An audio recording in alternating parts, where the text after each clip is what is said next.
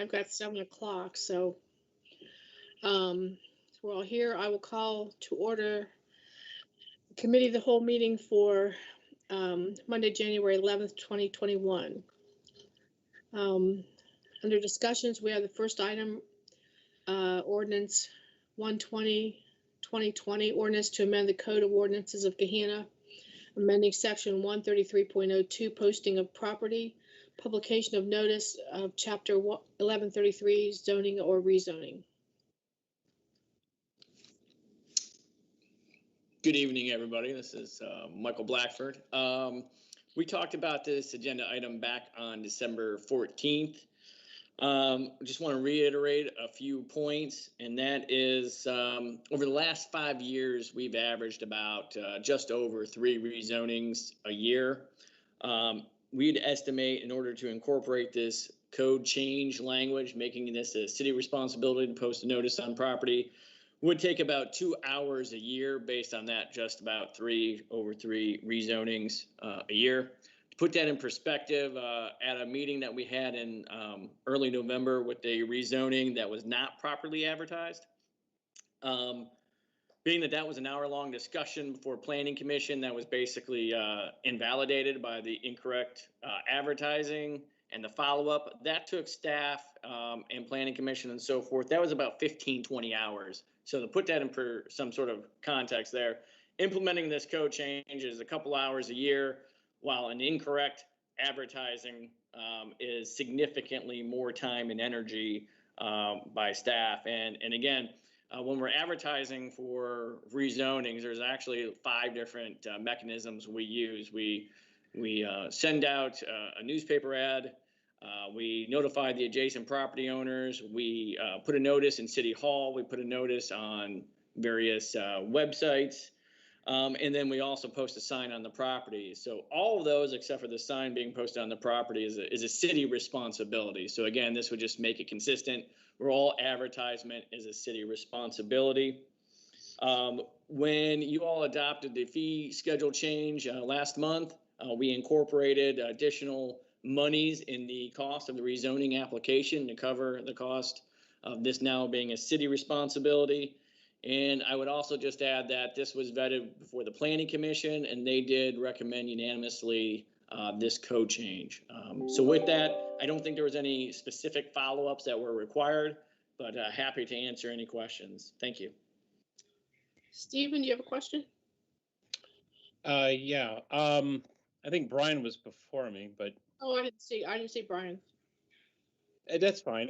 So my question is I was looking at the new script, the new wording for this code. I want to understand.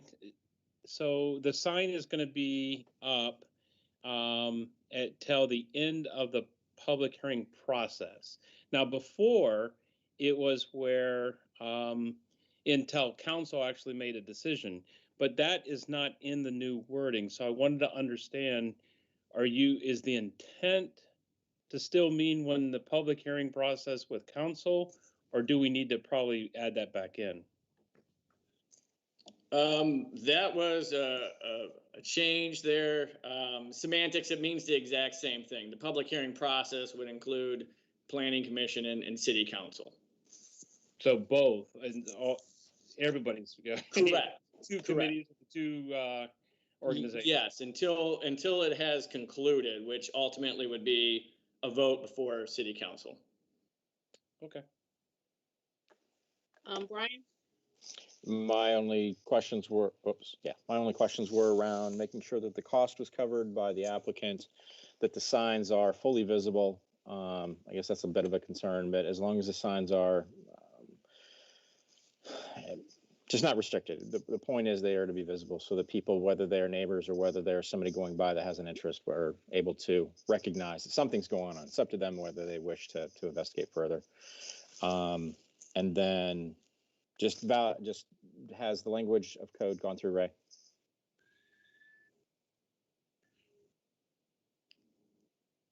It has. I'll let him answer that. I believe he's on here, but if he's not, yes, it has been vetted through administration and legal and Planning Commission. Yes, sir. Okay. Marissa? Thank you. And thank you, Michael, for explaining the intention around that language.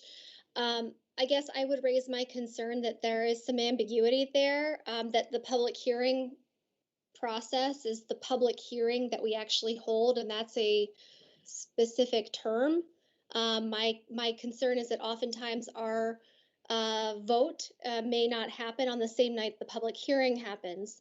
So if the intent is that it is at the conclusion of when this is before council, and the final vote is taken, I would ask that that legal take another look at that.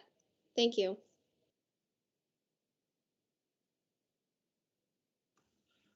I had only one. It's probably more wording, but the first line that was changed, it says before the application before it. You've got before in the space. You've got before the word before twice in the span of 4 words. Is there any way to, like, before the application, before the, oh, I had it just a minute ago, before the, More concise would just be to say before, you could eliminate the second before. That's existing language. That is a bit wordy, in my opinion. But again, we weren't rewriting the entire section, but certainly we can do that. well, I was just saying, maybe I just remember what it was before considering the proposed application, maybe, and the second before it gone, but it just seems kind of awkward with 2 befores in the span of four words.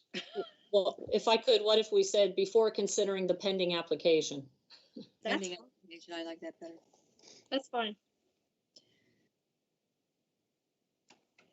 I didn't know if we could do that without a big change to going back to planning or something like that, or if that would be, it just seems, and that's just me, but that Very, was, very simple. okay. You can do that without it. Yes, absolutely. I didn't notice it until I was reading it, all the way through without the words, so.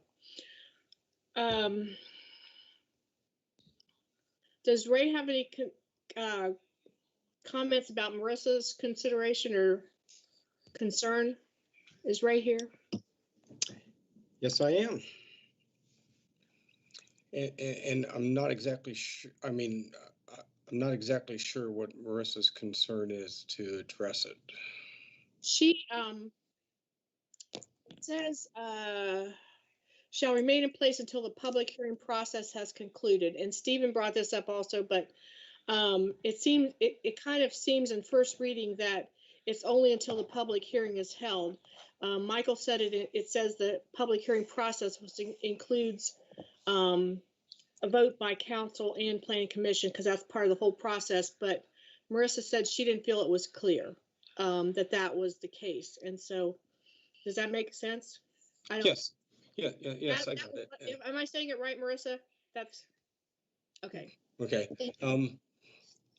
It always could be more clear, as all statutes. The public hearing process is not defined. So since it's not defined, as Marissa had pointed out, what is the public hearing process? I guess we could, Michael, when do those signs get taken down? It says, Michael, I have it. The current language says they'll be removed within 7 days after final council action on the zoning or rezoning.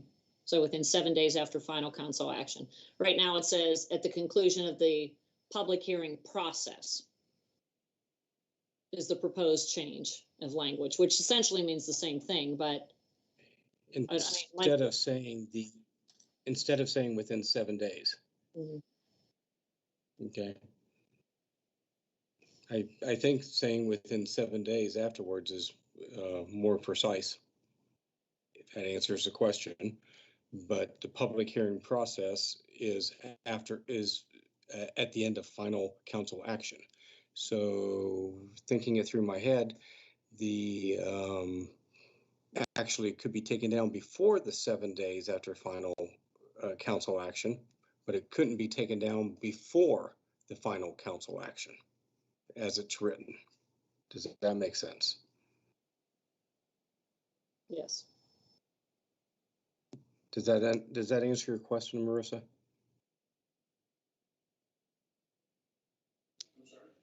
I think that if the answer is that it shall be permitted to be taken down upon final action of council, that sounds to me to be less ambiguous than at the conclusion of a public hearing process. The public hearing process, excuse me, the public hearing process, since we have a very specific legal thing that is a public hearing, that to me feels very confusing. So I think that the prior language sounds right. But Mr. Blackford, I wanted to make sure that we understood what your intention was and make sure that we understood what the intent of the administration was, so that that can be clearly enforced when we have if and when we have turnover in staff. Thank you.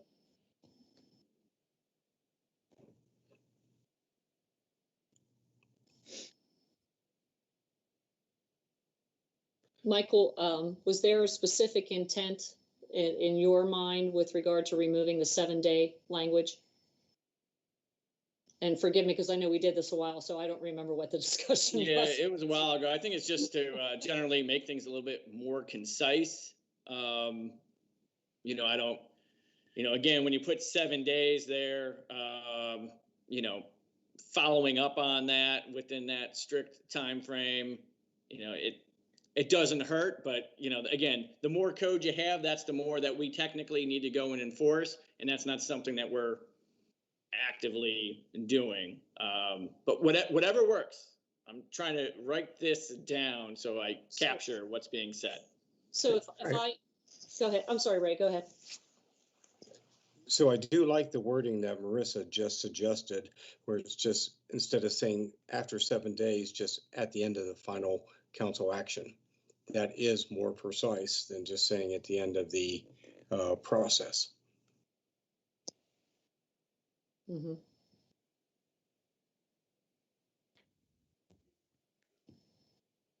And it doesn't have that 7-day problem that you were just discussing, Michael.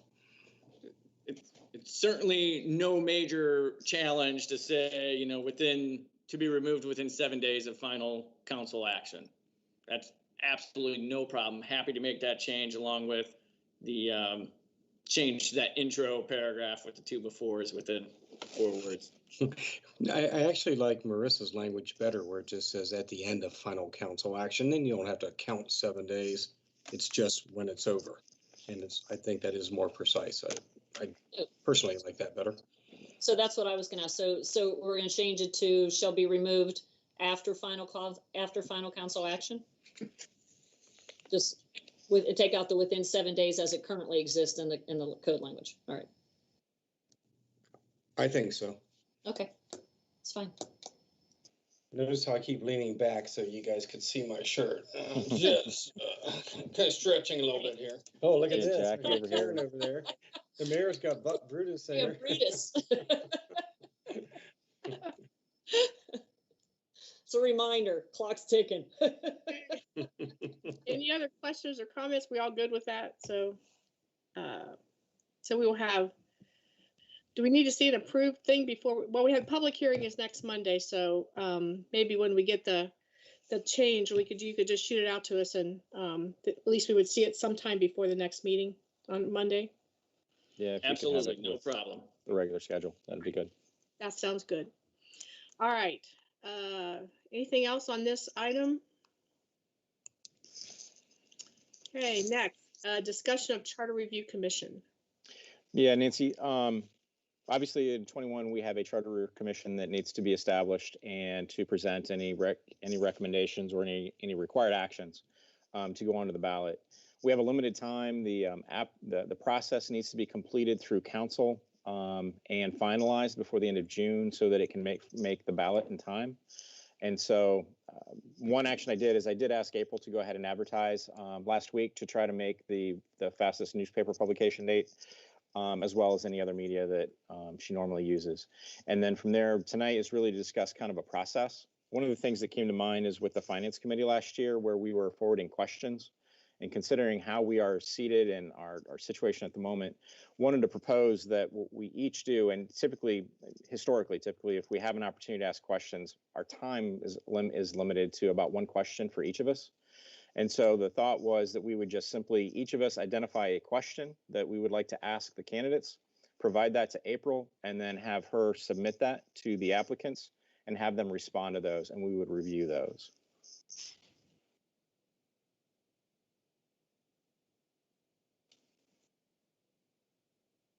Questions, thoughts? I think it would be really hard to interview in this format with, you Right. know. How soon do you want those questions, Brian?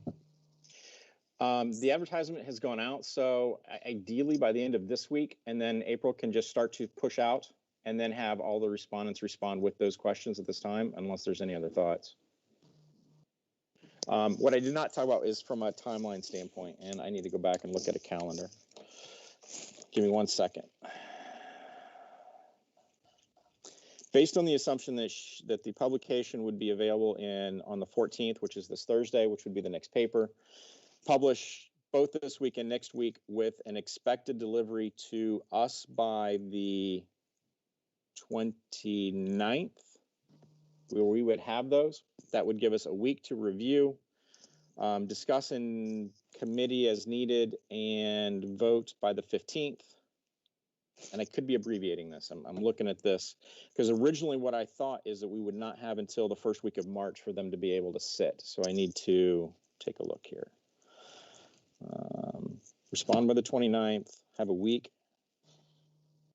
to read the applications, be able to decision on the 15th. Potentially they would be able to seat the week of the 22nd, I believe. And I don't know how that fits with your timeline, Lori. I was just going to say, Lori's got some picks still, so thank you. I mean, my picks are a little different than yours. Yeah. You're 7 with multiple opinions to wade through and select. I'm one person picking appointees, so I'm kind of listening to what you guys are doing, and then I will figure out what I'm going to do based on kind of the direction you guys take. So at this moment, the objective is for us to have the responses by the end of the week of the 29th. Let's fix with that. And then that would include the responses to our questions as well as the information they provide, a resume, a letter of interest as normal. Michael, you've got your hand up. Yeah, thank you, Brian. I was scrambling to find the calendar while you were kind of going through that, so I might ask that you maybe recap here one more time. I heard the 29th as some deadline. Is that the deadline for the candidates to have their responses to the questions back to us, or is that the deadline? Everything back to us. What April published was the 28th, and so I'm saying to us by the 29th. Okay, so it's the 11th now. When do we need to have the questions turned in? End of this week, because those, if anyone who happens to get notification in advance, we would simply send that to them. April would send that to them, and then it would be responded back, and she would collect everything and provide it all to us on by the 29th. So if I may here, just one more. Oh yeah. Just kind of wrap up my thoughts, if I may. Everybody basically would get the same list of questions. They would, I guess there'd be some sort of a template, whether it's a PDF or a Word document. They would complete it, return it to us. We would all review independently, or yes, is there, okay. You would have it to review independently because it would be a part of the packet of information that we receive.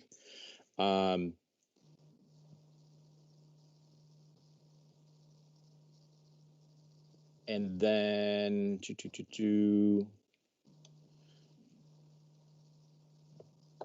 the only item is we may need, well, let's see. We may need a means of filtering. I don't know what our respondent list is going to be. We may need to determine that. Okay. If that's one per, or I'm not sure. I'm fine with the concept, given, I agree with Councilwoman McGregor. I think it's going to be difficult to conduct interviews in a virtual environment. Plus, obviously, we'll have scheduling challenges that could elongate that calendar. So I think for the sake of being cognizant of time, this might work.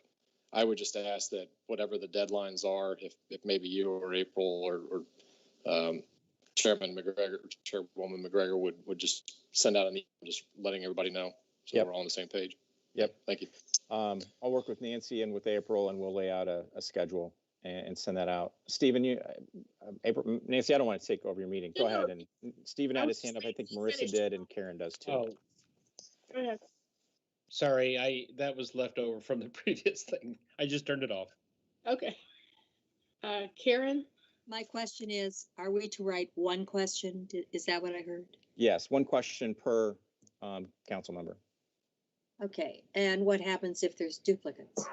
Duplicate questions. Yeah. We'll That send them. leaves not enough. The ask is to provide them to April, and if April sees a duplicate, she'll follow up with the two that have the duplicate. Okay, thank you. Marissa, you had your hand up. Do you have a question? Yeah, I just wanted to clarify, there were some applicants,